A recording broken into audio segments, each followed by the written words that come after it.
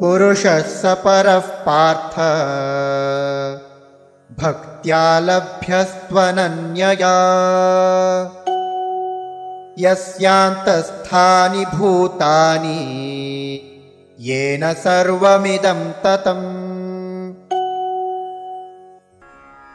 पुरुषः सः परः पार्थ भक्त्या लभ्यः तु अनन्यया यस्य अन्तः स्थानि भूतानि येन सर्वम् इदं ततम्।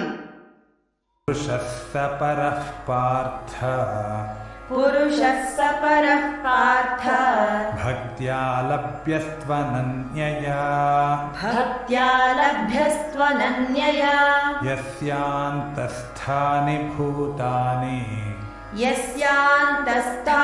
भूतानि येन सर्वमिदं ततम्।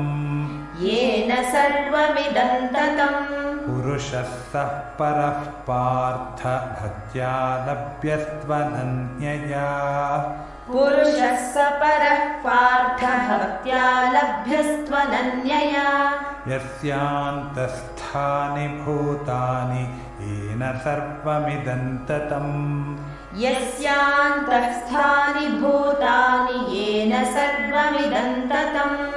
पुरुषः सः परः पार्थ भक्त्या लभ्यस्त्वनन्यया यस्यान्तस्थानि भूतानि येन सर्वमिदं ततम्।